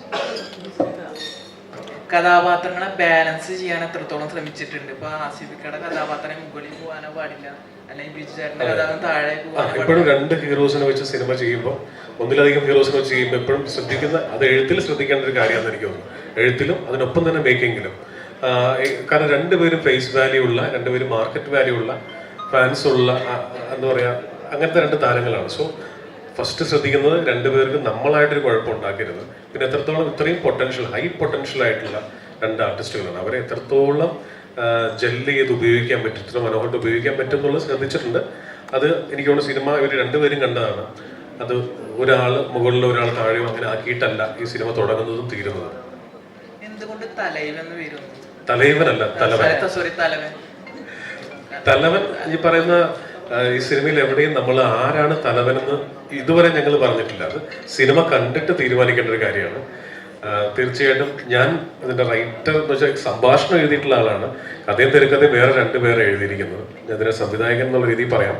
ഇത് ഞാൻ മനസ്സിലാക്കുന്ന തലവൻ സിസ്റ്റം തന്നെയാണ്. പോലീസിലെ വളരെ വാരീഡ് ആയിട്ടുള്ള സിസ്റ്റം തന്നെയാണ് ഇവിടെ തലവൻ എന്ന് പറയുന്നത്. ജിസേട്ടാ, ഇപ്പൊ റിവ്യൂ ബോംബിംഗ് ഓഡിയൻസിനെ തിയേറ്ററിലേക്ക് എത്തിക്കുന്നില്ല എന്നുള്ളൊരു തോന്നലുണ്ട്. അതോ പ്രേക്ഷകരോട് എന്താണത് പറയാനുള്ളത്? ഒരിക്കലും അങ്ങനെ ഒരു തോന്നലില്ല, ഒരിക്കലും ഇല്ല. അതിനെ നമുക്ക് ഒരിക്കലും ആ ഒരു വിഷയത്തെ എതിർത്ത് ജയിക്കാൻ പറ്റില്ല. അത് എതിർക്കുന്ന ശുദ്ധ മണ്ടത്തരവുമാണ്. കാരണം കാശ് കൊടുത്ത് സിനിമ കണ്ട ഒരാൾക്ക് അവനവന്റെ അഭിപ്രായം എവിടെ നിന്നും പറയാം. വീട്ടിൽ നിന്ന് പറയാം, ക്യാമറ നോക്കി പറയാം, കലിങ്ങിന്റെ മുകളിൽ നിന്ന് പറയാം, ബസ്സിലിരുന്നും ട്രെയിനിലിരുന്നും പറയാം. അതിനൊരിക്കലും നമുക്ക് എതിർത്ത് ജയിക്കാൻ പറ്റില്ല. അതിനെ വെൽക്കം ചെയ്യാൻ മാത്രമേ പറ്റത്തുള്ളൂ. നമുക്ക് ഒന്ന് ആലോചിച്ച് നോക്കി. ഇപ്പോൾ അരുൺ പറഞ്ഞതിന്റെ തുടർച്ചയാണ് ഞാൻ പറയുന്നത്. കഴിഞ്ഞ ഈ 5 മാസത്തിനുള്ളിൽ എത്ര വലിയ 100 crore 50 crore അവിടെ നിൽക്കട്ടെ, എത്ര മനോഹരമായ സിനിമകളാണ് നമ്മുടെ ഇൻഡസ്ട്രി സമ്മാനിച്ചത്. മറ്റു ദേശത്തുള്ള ഇപ്പൊ ബീച്ചേട്ടൻ പറയുന്നത്, ബീച്ചേട്ടൻ മുരുകദോസിന്റെ സിനിമയാണ് ഇപ്പൊ ചെയ്തുകൊണ്ടിരിക്കുന്നത്. മറ്റ് ഇൻഡസ്ട്രിയിലുള്ള ആൾക്കാർ നമ്മുടെ ഇൻഡസ്ട്രിയിലെ ആൾക്കാർ അങ്ങോട്ട് കൊണ്ടുപോകുന്നു. അവര് മലയാള സിനിമയെ വളരെ പോസിറ്റീവായിട്ട് ഉറ്റുനോക്കുന്നു എന്ന് പറയുന്നത് തന്നെ ഈ കാലത്ത് സിനിമ ചെയ്യാനുള്ള ഏറ്റവും വലിയ ധൈര്യമാണ്. എന്ത് കണ്ടന്റും ഇപ്പൊ സിനിമയാക്കാൻ പറ്റുമല്ലോ. അത് വെൽക്കമിങ് ആണ് കേട്ടോ. ഒരു രീതിയിലും അത് വോൾഹാർട്ടഡ്ലി പറയുന്നതാണ്. നമുക്ക് ഒരിക്കലും അവരെ കുറ്റം പറയാനോ എതിർക്കാനുള്ള അവകാശമില്ല. അങ്ങനെ വിശ്വസിക്കുന്ന ഒരാളാണ്. ചേട്ട സിനിമകളിലെ ഡയലോഗുകൾ ഉണ്ടല്ലോ, എതിരെ നിൽക്കുന്നതിൻ്റെ ഉള്ളിൽ മനുഷ്യന് വിരലുകൾ തന്നിട്ടുള്ളത് ചേർക്കാനാണ്. അപ്പോൾ ഈ പടത്തില് ഡയലോഗ് എഴുതുമ്പോൾ അങ്ങനെയുള്ള നന്മ നിറഞ്ഞ ഡയലോഗുകൾ എഴുതാൻ പറ്റാത്തതിലൊരു സങ്കടം ഉണ്ടായിരുന്നു? അതില്ല, നന്മ നിറഞ്ഞ ഡയലോഗുകൾ എഴുതണമെങ്കിൽ വേറെ ഒരുപാട് മാർഗങ്ങളുണ്ടല്ലോ. നമുക്ക് ഈ പറയുന്ന മറ്റ് പ്രസിദ്ധീകരണങ്ങളിൽ വേണമെങ്കിൽ എഴുതാം. അങ്ങനെയൊന്നുമില്ല. എനിക്ക് ഒരു സിനിമ, ആ സിനിമയ്ക്ക് ഇപ്പോൾ ഫോർ എക്സാമ്പിൾ ഇപ്പം ഞാൻ പാട്ടുകൾ എഴുതുന്നുണ്ട്. ഇപ്പം സൺഡേ ഹോളിഡേയിൽ മഴപാടും കുളിരായി എന്നുള്ള പാട്ട് എഴുതിയത് ഞാനാണ്. ഒരു നോക്ക് കാണുവാൻ കാത്തിരുന്നവൾ മിഴിയകന്ന് പോയോ എന്ന് എഴുതിയതും അതേ സിനിമയിൽ തന്നെ കണ്ടോ നിന്റെ കണ്ണിൽ പ്രചണ്ഡനം എന്ന് എഴുതിയതും ഞാൻ തന്നെയാണ്. അപ്പോൾ സിനിമയ്ക്ക് മാച്ച് ചെയ്യുന്ന രീതിയിലുള്ള സംഭാഷണങ്ങൾ എഴുതുക എന്നുള്ളതാണ് ഉദ്ദേശിക്കുന്നത്. അല്ലാണ്ട് അങ്ങനെ ഒരു ഫോഴ്സ്ഫുള്ളി ചെയ്താൽ എന്തും പോലെ ഏച്ച് കെട്ടിയാൽ മുഴച്ചു നിൽക്കും എന്ന് പറയുന്ന പോലെ അതെപ്പോഴും ശ്രദ്ധിക്കാറുണ്ട്. പ്രത്യേകിച്ച് സിനിമ ഇപ്പൊ വളരെ റിയലിസ്റ്റിക്, താങ്കൾ ചോദിച്ച പോലെ അത്രയും റിയലിസ്റ്റിക് ആയിട്ട് സംസാരിക്കുന്ന സമയമാണ് സിനിമ. അപ്പോൾ അത്രയും സിമ്പിളായിട്ട് എഴുതാനാണ് ശ്രമിച്ചിരിക്കുന്നത്. ഈ ഹോട്ടലിലൊക്കെ പോകുമ്പോൾ കോസ്റ്റ് പ്ലസ് GST എന്നൊക്കെ പറയുന്ന പോലെ ജിസ് ജോയിൻ എടുത്താൽ ലിറിസിസ്റ്റിന്റെ നടക്കും. അതല്ല, അത് പാട്ട് ഒരുപക്ഷെ പാട്ടെഴുത്ത് ഞാൻ സിനിമാ സംവിധായകനാകണം എന്ന് ആഗ്രഹിക്കുന്നതിനേക്കാൾ മുൻപ് ആഗ്രഹിച്ചിരുന്നതാണ് പാട്ടെഴുത്തുകാരനാകണം എന്നുള്ളത്. അപ്പോൾ ഓഫ് കോഴ്സ് മറ്റൊരാളെ പറഞ്ഞ് എൻ്റെ സിനിമയുടെ മൂഡ് ഇതാണ്, ഇങ്ങനെ എഴുതണം എന്നൊക്കെ പറയുന്നതിനേക്കാൾ നല്ലത് എനിക്ക് തന്നെ എഴുതാൻ അല്ലേ അത് ഇഷ്ടമുള്ള ഒരാളായതുകൊണ്ട് ചെയ്യുന്നത്. വർഷങ്ങൾ കഴിഞ്ഞിട്ടും ആസിഫുകളെ ഇപ്പോഴും പുകഴ്ത്തപ്പെടുന്ന 2 സീൻസാണ് മറ്റേ ട്രാഫിക്കിലെ സ്മൈലും പറഞ്ഞ പോലെ വെള്ളത്തിൽ അടി കിട്ടുന്ന സീൻ. അങ്ങനത്തെ എന്തെങ്കിലും പെർഫോമൻസ് മൊമെന്റ്സ് ഇതിലുണ്ടോ? ഉണ്ട്, തീർച്ചയായിട്ടും. ആ ഈ പറയുന്ന കാർത്തിക് എന്ന് പറയുന്ന കഥാപാത്രം ഡിമാൻഡ് ചെയ്യുന്ന ഒരു തരത്തിലുള്ള പെർഫോമൻസസ് ഉണ്ട്. ഈ പറയുന്ന ഇതറിയോ, ഒരു ഡയറക്ടറുടെ കൈ കിട്ടുമ്പോൾ പൊട്ടൻഷ്യൽ ഉള്ള 2 ആർട്ടിസ്റ്റുകൾ, ഏത് ആർട്ടിസ്റ്റിനെ കൈ കിട്ടിയാലും നമുക്കത് ഉപയോഗപ്പെടുത്താൻ പറ്റിയില്ലെങ്കിൽ അത് മറ്റാർക്കും അതിന് ഉത്തരവാദിത്തം ഷെയർ ചെയ്യാനും ഞാൻ ആഗ്രഹിക്കുന്നില്ല. അവരുപയോഗിക്കാൻ പറ്റിയിട്ടില്ലെങ്കിൽ അത് എൻ്റെ മാത്രം മിസ്റ്റേക്കാണ്. ഉപയോഗിച്ചിട്ടുണ്ടെങ്കിലും അതെൻ്റെ മാത്രം പ്ലസ് ആണ്. അത് എല്ലാ ഡയറക്ടേഴ്സിനും റൈറ്റേഴ്സിനും അങ്ങനെ തന്നെയാണ്. പ്രത്യേകിച്ച് ഇവർ ചെയ്തിരിക്കുന്ന കഥാപാത്രങ്ങളെ കുറിച്ച് നമ്മൾ പറയുന്നത് നേരത്തെ പറഞ്ഞ പോലെ ആർക്കറിയാമോ ചെയ്തത് വിജുവേട്ടനാണ്. അതേ വിജുവേട്ടൻ തന്നെയാണ് ഓർഡിനറിയും വെള്ളി മൂവിയും ചെയ്തത്. അപ്പുറത്ത് സ്ലീവാച്ചൻ, കെട്ടിയുള്ളാണ് മാലാക, ഷോൾഡർ ചെയ്യാൻ ഭയങ്കര ബുദ്ധിമുട്ടുള്ള കഥാപാത്രമാണ്, ഉയരയിലെ കഥാപാത്രം. അപ്പോൾ അത്രയും ഹൈ പൊട്ടൻഷ്യൽ ആയിട്ടുള്ള ആർട്ടിസ്റ്റുകളെ കിട്ടുമ്പോൾ ഏറ്റവും മനോഹരമായിട്ട് ഉപയോഗിക്കാൻ ശ്രമിച്ചിട്ടുണ്ട്. ബാക്കി നിങ്ങൾ കണ്ടിട്ട് പറയുന്നു. ഇപ്പോൾ നീമ്പോളിക്ക് വിനീത് ശ്രീനിവാസൻ എന്ന പോലെ ആസിഫുകൾക്ക് എന്താണ് ജിസ് ജോയ് ആണല്ലോ ഒരു ഏത് സമയത്ത് ഒരു താങ്ങായിട്ട് വരും. അങ്ങനെ തോന്നുന്നുണ്ടോ? ഒരു കോംപ്ലിമെന്റ് അല്ലേ അത്? കോംപ്ലിമെന്റ് ആണ്. കറക്റ്റ് സമയത്താണല്ലോ വരുന്നത്. കറക്റ്റ് സമയത്ത് അങ്ങനെ പറഞ്ഞത് സിനിമ നന്നാവട്ടെ എന്നല്ലേ? സിനിമ നന്നാവട്ടെ, പക്ഷെ അതാ പറഞ്ഞേ, ഇത് കറക്റ്റ് സമയത്ത് ഒരു കുറച്ച് ഫെയിലിയറിലെ സിറ്റുവേഷനിലോ കടന്നു പോകുന്ന സമയത്ത് ഒരു താങ്ങായി സപ്പോർട്ടായിട്ട് വരുന്നതാണ് അതാണ് ഞാൻ ഉദ്ദേശിച്ചത്. അങ്ങനെ തന്നെയല്ലേ? അതായത് അങ്ങനെയല്ല. ഞാൻ എപ്പോഴും ആസിഫിനെ എനിക്ക് താങ്ങായിട്ടാണ് എനിക്ക് തോന്നിയിട്ടുള്ളത്. കാരണം ബൈസൈക്കിൾ ദിവസം മുതൽ എത്രയോ ആർട്ടിസ്റ്റിനോട് കഥ പറഞ്ഞിട്ട് അവർക്ക് ആർക്കും മനസ്സിലാവാത്ത സിനിമയാണ് ആസിഫ് എനിക്ക് കൈ തന്നത്. അപ്പൊ അന്ന് മുതൽ എനിക്ക് നിങ്ങൾ പറയുന്നത് ഡിപ്ലോമസി കൊണ്ട് പറയുന്നതല്ല, തിരിച്ചാണ് തോന്നുന്നത്. 1.5 വർഷം കൂടുമ്പോഴെങ്കിലും ഒരു സിനിമ ചെയ്യാൻ ഇദ്ദേഹം ഉള്ളതുകൊണ്ട് പറ്റുന്നുണ്ട്. ഇവരുടെ കോംബോ, ബിജുചേട്ടന്റെയും ആസിഫിക്കയുടെയും കോംബോ എന്ന് പറയുന്നത് ഹിറ്റ് കോംബോയാണ്. അപ്പൊ അങ്ങനെ തിരഞ്ഞെടുത്താണോ അവരെ, അതോ ക്യാരക്ടർ ഡിമാൻഡ് ചെയ്യുന്ന രീതി തിരഞ്ഞെടുത്താണോ? ക്യാരക്ടർ ഡിമാൻഡ് ചെയ്യുന്നത് ഫസ്റ്റ്. പിന്നെ എനിക്ക് ഭയങ്കര ഇഷ്ടമുള്ള, ഇപ്പൊ ഞാൻ പറയട്ടെ, ഇപ്പൊ ലാൽ സാറിനെ എനിക്ക് ഭയങ്കര ഇഷ്ടമാണ്. ഞാൻ ഒരുപാട് പരസ്യങ്ങൾ അദ്ദേഹത്തെ വെച്ച് സംവിധാനം ചെയ്യാനായിട്ട് 50-55 പരസ്യങ്ങൾ സംവിധാനം ചെയ്യാനുള്ള ഭാഗ്യം ഉണ്ടായിട്ടുണ്ട്. പക്ഷെ സിനിമ ചെയ്യാൻ പറ്റിയിട്ടില്ല. അതുപോലെ ആഗ്രഹമുള്ള ഒരാളാണ് ബിജുവേട്ടൻ. ഞാനിപ്പോഴും ഓർക്കുന്നുണ്ട്, ഞാൻ ഓർഡിനറി എന്ന് പറയുന്ന സിനിമയിൽ ജിഷ്ണുവിന് വേണ്ടിയിട്ട് ഞാൻ ശബ്ദം കൊടുത്തത്. അപ്പോൾ അത് ഡബ് ചെയ്തുകൊണ്ടിരിക്കുമ്പോഴാണ് ആദ്യമായിട്ട് പാലക്കാട് ഭാഷ ഒരാൾ മനോഹരമായിട്ട് കൈകാര്യം ചെയ്യുന്നത്. കാരണം ഞാനൊരു ഡബ്ബിംഗ് ആർട്ടിസ്റ്റായിട്ട് തുടങ്ങിയാണ് 2000-ൽ. അപ്പൊ എനിക്കറിയാം ഒരു ഡബ്ബിങ്ങിൽ ആർട്ടിഫിഷ്യൽ അല്ലാതെ ഒരു ആക്സെന്റ് പിടിക്കൽ എന്ത് ബുദ്ധിമുട്ടുള്ള കാര്യമാണ്. അങ്ങനെ ആക്സെന്റ് പിടിക്കുന്നതിൽ ഞാൻ കണ്ടിരിക്കുന്ന ഏറ്റവും വലിയ കില്ലാടി എന്ന് പറയുന്നത് മമ്മൂക്കയാണ്. അതിപ്പോ പറയേണ്ട ആവശ്യമില്ല. രാജമാണിക്യമാണെങ്കിലും പ്രാഞ്ചിയേട്ടനായിക്കോട്ടെ, നിങ്ങൾ ശ്രദ്ധിച്ചിട്ടുണ്ടാകാം രാപ്പകൽ എന്ന് പറയുന്ന സിനിമയിൽ അദ്ദേഹം പാലക്കാട് പിടിച്ചിരിക്കുന്നത്, ലൗഡ് സ്പീക്കർ വേഷം എന്ന് പറഞ്ഞ സിനിമയിൽ കോഴിക്കോട് പിടിച്ചിരിക്കുന്നത്. അത്രയും സട്ടിലായിട്ട് ഭാഷ പിടിക്കുന്ന ഒരാൾ നമ്മൾ എപ്പോഴും ഞെട്ടിയിരിക്കുന്ന മമ്മൂക്കയെ കണ്ടിട്ടാണ്. അതുപോലെ ഒരു ഞെട്ടലായിരുന്നു എനിക്ക് ഓർഡിനറി ആണ്. കാരണം പാലക്കാട് ഭാഷ അത്രയും മനോഹരമായിട്ടാണ്. അപ്പൊ അതിന്റെ ഞാൻ ഡബ് ചെയ്തതിന്റെ നെക്സ്റ്റ് ഡേ എനിക്ക് സംയുക്ത ചേച്ചിയെ വെച്ചിട്ട് ഒരു പരസ്യം ഉണ്ടായിരുന്നു. അപ്പൊ ഞാൻ ചേച്ചിയോടാണ് ഞാൻ ആദ്യമായിട്ട് പറഞ്ഞത്, ചേച്ചി ബിജുവേട്ടൻ എനിക്ക് യാതൊരു പരിചയമില്ല, ചേച്ചി വീട്ടിൽ ചെല്ലുമ്പോൾ പറയണം, ഞാൻ പടം കണ്ടു, അസ്സലായിരിക്കുന്നു, ചേട്ടൻ മനോഹരമായിട്ട് ഡബ് ചെയ്തിട്ടുണ്ട്, അത് അസ്സലായിട്ടുണ്ടെന്ന് പറയുന്നത്. അതുപോലെ തന്നെ ഇപ്പൊ ഡബിങ്ങിന്റെ കാര്യം പറഞ്ഞോണ്ട് ചോദിക്കണം, പുഷ്പയുടെ ഡബിങ് വല്ലതും ആയോ? പുഷ്പ എനിക്ക് ജൂലൈയിലാണ് അവർ നമ്മളെ ബ്ലോക്ക് ചെയ്തിരിക്കുന്നത്, ഒരാഴ്ച ബ്ലോക്ക് ചെയ്തിട്ടുണ്ട് പുഷ്പ 2 ഡബിങ്ങിന് വേണ്ടിയിട്ട്. അത്രയും ഇപ്പൊ അറിയുള്ളൂ. ആസിഫ്ക, ഈ യങ് ആയിട്ടുള്ള ക്യാരക്ടേഴ്സ് ചെയ്യാൻ പറ്റുന്ന നമുക്കൊരു ടൈം സ്പാൻ ഉണ്ടല്ലോ. അപ്പോൾ അത് ഇപ്പോൾ മറ്റു നടന്മാരൊക്കെ നോക്കുമ്പോൾ ആസിഫ്കയ്ക്ക് അത് കുറച്ചും കൂടി കൂടുതലാണെന്ന് തോന്നിയിട്ടുണ്ട്. ഇപ്പോൾ സോൾട്ട് പേപ്പർ തൊട്ടിട്ട് ഇപ്പോൾ തലവൻ വരെയും യങ് ആണല്ലോ. അത് ഒരു ചോയ്സ് ആണോ? അത് എപ്പോഴും അങ്ങനെ ശരീരം കൊണ്ടിരിക്കുക, അതൊരു കോൺഷ്യസ് എഫേർട്ടായിട്ട് എടുത്തിട്ടുണ്ടോ എപ്പോഴും? ഇല്ല, എൻ്റെ അടുത്തേക്ക് വരുന്ന ക്യാരക്ടേഴ്സ് അങ്ങനെയുള്ളതായതുകൊണ്ടാണ്. ഞാനായിട്ടൊരു കോൺഷ്യസ് എഫേർട്ട് അതിനു വേണ്ടി ഇട്ടിട്ടില്ല. എന്നാലും ഈ പറഞ്ഞ പോലെ യങ് ആയിട്ട് ഇരിക്കുമ്പോൾ മാക്സിമം യങ്സ്റ്റർ കഥാപാത്രങ്ങൾ ചെയ്യണം എന്നുള്ളൊരു ആഗ്രഹമുണ്ട്. വർഷങ്ങൾക്ക് ശേഷം എന്ന് പറയുന്ന സിനിമയിൽ ഒരു ഗസ്റ്റ് റോള് ചെയ്തിരുന്നു. അതിൻ്റെ അകത്താണ് അങ്ങനെ കുറച്ച് ഏജ്ഡ് ആയിട്ടുള്ള ഒരു ലുക്കിൽ ഞാൻ ട്രൈ ചെയ്തു. അപ്പം ഉറപ്പായിട്ടും അങ്ങനെ വന്നാൽ ഇപ്പം ഈ കുറ്റവും ശിക്ഷയും ചെയ്യുന്ന സമയത്തും സാജൻ എന്ന് പറഞ്ഞ ആൾ എനിക്ക് തോന്നുന്നത് എൻ്റെ ആക്ച്വൽ പ്രായത്തിനേക്കാളൊക്കെ കുറെ കൂടെ മെച്ചുവേർഡ് ആയിട്ടുള്ള ഒരു ക്യാരക്ടറായിരുന്നു. അപ്പൊ ഞാൻ ബോധപൂർവം അങ്ങനെ ചൂസ് ചെയ്യാറില്ല, പക്ഷെ എൻ്റെ അടുത്തേക്ക് വരുന്നതിൽ കൂടുതൽ എന്നെ അട്രാക്ട് ചെയ്യാറുള്ളത് എനിക്ക് തോന്നുന്നത് യങ്സ്റ്റർ ക്യാരക്ടേഴ്സ് തന്നെയാണ്. പിന്നെ ഈ ന്യൂ ജനറേഷൻ ലേബലൊന്ന് പൊളിക്കണം എന്നുള്ളൊരു ആഗ്രഹം ഉള്ളത് കൊണ്ടാണ് ഹണിബി, കിളിപോയി പോലുള്ള സിനിമകൾ പിന്നെ ഒരു ഗ്യാപ്പ് വന്നത്. അപ്പൊ അതിലേക്ക് തിരിച്ചു പോകാനുള്ള ശ്രമത്തിലാണ്. ഈ നമ്മളെല്ലാവരും വലിയ പ്രതീക്ഷയോടുകൂടി കണ്ടുവരുന്ന സിനിമയാണ് രോഹിത്തിന്റെ സിനിമ. അപ്പോൾ are you ready for Denver എന്ന് പറയുന്ന ടിക്കറ്റൊക്കെയുടെ ആ ഒരു പോസ്റ്റർ ഭയങ്കര വൈറലായിരുന്നു. മലയാളത്തിൽ അങ്ങനെ സിക്സ് പാക്ക് ഒക്കെ പോലുള്ള ഒരു ആൾ അത് കുറച്ച് റയർ ആയിരുന്നല്ലോ. അപ്പോൾ ഡെൻവർ എപ്പോഴോട്ട് ഓണായിരിക്കും, ടിക്കറ്റൊക്കെ എപ്പോഴോട്ട് ഓണാവും? ഇപ്പൊ എനിക്കൊരു കംപ്ലീറ്റ് റിക്കവറി പറഞ്ഞിരിക്കുന്നത് 9 months ആണ്. ആ ഷൂട്ടിനിടയിൽ എനിക്കൊരു ആക്സിഡന്റ് ആയി. അപ്പം അതിനുശേഷം എനിക്ക് തോന്നുന്നൊരു സെപ്റ്റംബറോട് കൂടി അല്ലെങ്കിൽ ഒരു ഓഗസ്റ്റ് എൻഡോട് കൂടി അത് ജോയിൻ ചെയ്യാനുള്ളൊരു പരുവത്തിലേക്ക് എത്തും. ആ സിനിമ ഒരു ഫുൾ കോൺഫിഡൻസിൽ ചെയ്യേണ്ട ഒരു സിനിമയാണ്. ഞാൻ ഇതുവരെ ചെയ്തതിൽ ഏറ്റവും വലിയ സിനിമയാണ്. ഒരു ത്രൂ ഔട്ട് ആക്ഷൻ വരുന്ന ഒരു പക്ക തിയേറ്റർ എലമെന്റ്സ് ഉള്ള ഒരു കൊമേഴ്ഷ്യൽ സിനിമയാണ്. അപ്പോൾ അതൊരു കോംപ്രമൈസ് ഇല്ലാതെ തന്നെ ചെയ്യണമെന്നുണ്ട്. അപ്പം ഞാൻ ഫിസിക്കലി ഫിറ്റ് ആവണം അതിന്. അപ്പൊ അതിനുള്ളൊരു എഫേർട്ട് ഞാൻ എൻ്റെ ലൈഫിൽ ഏറ്റവും നല്ല ഷേപ്പിൽ ഇരിക്കുമ്പോഴാണ് എനിക്ക് ആക്സിഡന്റ് പറ്റിയത്. പിന്നെ അതെല്ലാം ഒലിച്ചു പോയി. ഇപ്പൊ രണ്ടാമത് ഞാൻ സെറ്റ് ചെയ്തുകൊണ്ടിരിക്കുകയാണ്. ലണ്ടൻ സ്റ്റുഡിയോസിന്റെ ആക്ച്വലി ബിസിനസ്സുകൾ എന്നുള്ള വിധത്തിൽ എടുത്തു നോക്കുകയാണെങ്കിൽ ഏറ്റവും അധികം സക്സസ് പെർസെൻറ്റേജ് കുറവുള്ള ഒരു കാര്യമാണ് സിനിമ. എന്നിട്ട് നമ്മൾ സിനിമ ചെയ്യണമെങ്കിൽ അതുകൊണ്ട് നമുക്ക് ആ പാഷൻ വേണം, ഇഷ്ടം വേണം. അപ്പോൾ ആദ്യ സിനിമയാണല്ലോ. ഈ സിനിമ പ്രൊഡ്യൂസ് ചെയ്തേക്കാം ആ ഒരു ഐഡിയ അത് തലവെന്ന സബ്ജക്റ്റിനോടുള്ള ഇഷ്ടം കൊണ്ടാണ്. അല്ല, ഒരിക്കലുമല്ല. കാരണം ലണ്ടൻ ബേസ് ചെയ്താണ് ഒട്ടുമിക്ക മലയാള പടങ്ങളുടെയും ഭാഗമായിട്ട് പ്രവർത്തിക്കാൻ ഇതിനു മുമ്പ് എനിക്ക് സാധിച്ചിട്ടുണ്ട്. അപ്പോൾ അരുണിനെ എനിക്ക് കുറച്ച് നാളായിട്ട് അറിയാം, അതുപോലെ ആസിനെ അറിയാം. അങ്ങനെ ഒരു പ്രൊജക്റ്റ് വന്നപ്പോൾ ഇതിനു മുമ്പ് പല പ്രൊജക്റ്റും ഞങ്ങൾ ട്രൈ ചെയ്തു, പക്ഷെ നടന്നില്ല. ഇതിങ്ങനെ ഒരു പ്രൊജക്റ്റ് ഓണായി വന്നപ്പോൾ പെട്ടെന്ന് സ്റ്റാർട്ട് ചെയ്തു. അതിൽ ബിസിനസ് ഒരു എലമെൻ്റ് ഉണ്ട്, but something to do with a good film.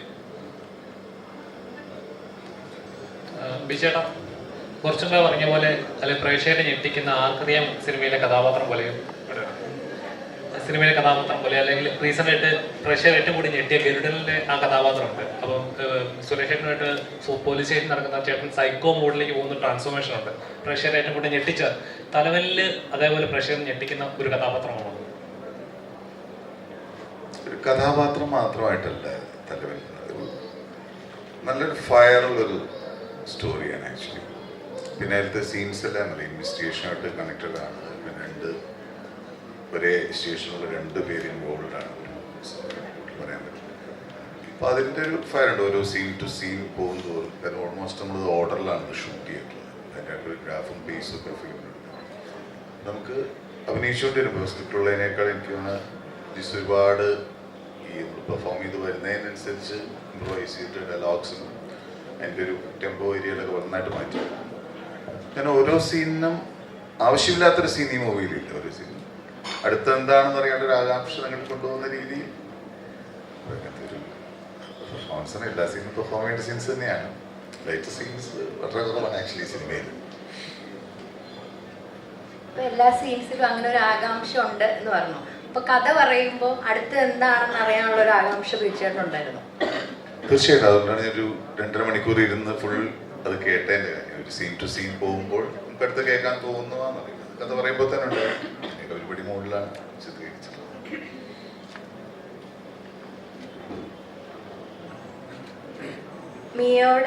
മിയോടാണ് ഇപ്പൊ ഡ്രൈവിംഗ് ലൈസൻസിലെ ക്യാരക്ടർ ഭയങ്കരമായിട്ട് നോട്ടീസബിൾ ആയിരുന്നു. ഇപ്പോഴും എല്ലാവരും പറയുന്ന ഒരു ക്യാരക്ടറാണ്. അപ്പൊ അതുപോലെ തന്നെ റിമാർക്കബിൾ ആയിരിക്കോ ഈ ഒരു തലവലിലെ ക്യാരക്ടർ? അത് കണ്ടു തന്നെ അറിയേണ്ടിയിരിക്കുന്നു. എന്താ പറയുന്നത്, ചിലപ്പോൾ നമ്മളിങ്ങനെ ചില സിനിമകളൊക്കെ കാണുമ്പോൾ ഒരുപാടൊന്നും കാണത്തില്ല, പക്ഷെ ചില ഡയലോഗുകൾ ഭയങ്കര ക്ലിക്കാവും അല്ലേ? ഇപ്പൊ തന്നെ നേരത്തെ ഇവിടെ സംസാരിച്ചവര് പറയുന്നുണ്ട്, മോൻ ഹാപ്പിയാണോ എന്ന് ചോദിക്കുന്നുണ്ടായിരുന്നു. ഒറ്റ മോൻ ഹാപ്പിയാണോ, ആ ഒരൊറ്റ ഡയലോഗേ ഉള്ളൂ, പക്ഷെ അതെല്ലാവരും അങ്ങ് ഏറ്റെടുത്തില്ലേ. അപ്പൊ അതേപോലെ നമ്മൾ നോക്കുവാണെങ്കിൽ ഒരുപാട് സിനിമകളിലുണ്ട് ചില ചെറിയ കാര്യങ്ങൾ വളരെ ക്ലിക്കായി വരുന്നത്. അതേപോലെ ചില ക്യാരക്ടേഴ്സ് ആദ്യം പോലെ അവസാനം വരെ ത്രൂ ഔട്ടുള്ള ചില ക്യാരക്ടേഴ്സ് കാണുമായിരിക്കും. പക്ഷെ ആ ക്യാരക്ടേഴ്സിനേക്കാളും കൂടുതൽ ക്ലിക്ക് ആവുന്നത് ചിലപ്പോൾ ഒന്ന് വന്നു പോയ ആളായിരിക്കും, അല്ലെങ്കിൽ ഒരു നോട്ടം, അയാളുടെ നോട്ടം കൊള്ളായിരുന്നു, അങ്ങനെയൊക്കെ അല്ലേ.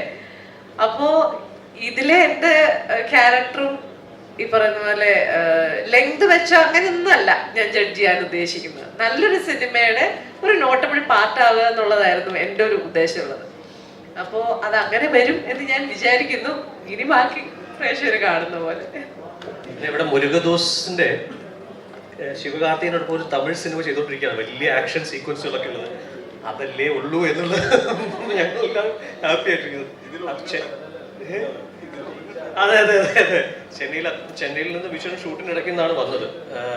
അവിടെ മുരുകദോസ് സാറിന്റെ ശിവകാർത്തികേയൻ അഭിനയിക്കുന്ന സിനിമയിൽ വിചേട്ടനാണ് പ്രധാന വേഷം ചെയ്യുന്നത്. അപ്പോൾ അവിടെ നിന്നാണ് അദ്ദേഹം വന്നത്. വലിയ ഫൈറ്റ് സീക്വൻസുകളൊക്കെയാണ് അവിടെ നടക്കുന്നതെന്നൊക്കെയാണ് പറഞ്ഞത്.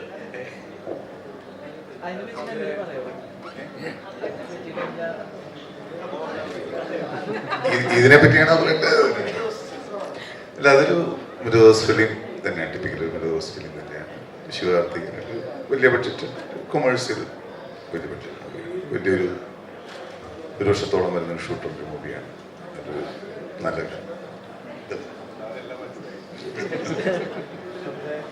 സംവിധായകനാണ്. ഇപ്പം നിലവിൽ വളരെ ചർച്ചാ വിഷയമായ ചില കാര്യങ്ങളുണ്ട്. അതായത് ജാതി പറയാൻ പാടില്ല സിനിമയിൽ, അതുപോലെ മറ്റു പല പല സമൂഹത്തിൽ നിലനിൽക്കുന്നത് ആയ പല കാര്യങ്ങളും സിനിമയിൽ വന്നു കഴിഞ്ഞാൽ അത് ചില ആൾക്കാർക്ക് അത് ഭയങ്കരമായിട്ട് വേദനിപ്പിക്കുന്നു, അല്ലെങ്കിൽ ഒരു പ്രത്യേക അജണ്ട വെച്ച് സംസാരിക്കുന്നു എന്നുള്ള രീതിയിലൊക്കെ വരുന്നുണ്ട്. ഈ ഒരു സംവിധായകൻ എന്നുള്ള രീതിയിൽ അതിനെയൊക്കെ എങ്ങനെയാണ് കാണുന്നത്? ഈ ഒരു സ്റ്റേറ്റ്മെന്റിനോടൊക്കെ എങ്ങനെയാണ് കാണുന്നത്? ഈ സ്റ്റേറ്റ്മെന്റിന് എങ്ങനെ കാണുന്നു? എനിക്ക് സിനിമ ആരെയും മുറിവേൽപ്പിക്കാനുള്ള ഒരു ഉപകരണം അല്ലെന്നുള്ളൊരു വിശ്വാസമുണ്ട്. അത് ഉറപ്പായിട്ട് എത്ര കാലം സിനിമ ചെയ്തു, അല്ലെങ്കിൽ ഈ മാധ്യമങ്ങളിൽ എത്ര കാലം ഉണ്ടോ അത്രയും കാലം അടിയുറച്ച് വിശ്വസിക്കുന്ന ഒരു കാര്യമാണ്.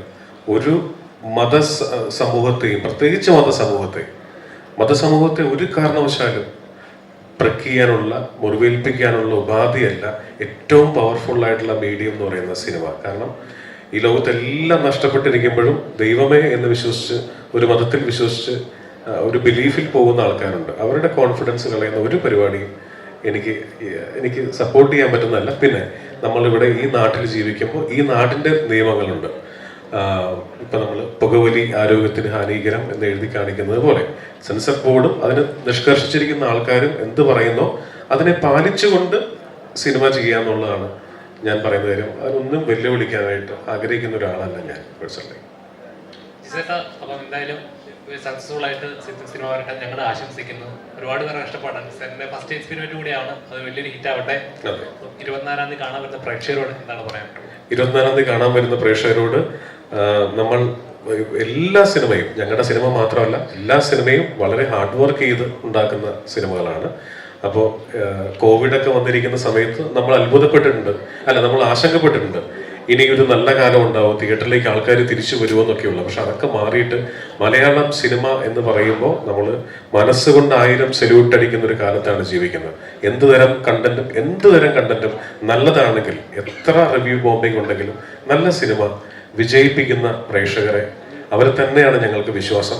അതുകൊണ്ട് തന്നെ ഞങ്ങൾ ഒരു രീതിയിലുള്ള വീരവാദമോ ക്ലെയിമോ ഈ സമയത്ത് ഞങ്ങൾ ചെയ്യുന്നില്ല. 24-ാം തീയതി നിങ്ങൾ കണ്ടിട്ട് തീരുമാനിക്കും തലവൻ എങ്ങനെയുണ്ടെന്നുള്ളത്. നിങ്ങൾ എൻ്റർടൈൻ ചെയ്യിക്കാനുള്ള രീതിയിൽ പക്ക കൊമേഴ്ഷ്യൽ സിനിമയായിട്ടാണ് ഇത് ഷൂട്ട് ചെയ്തിരിക്കുന്നത്.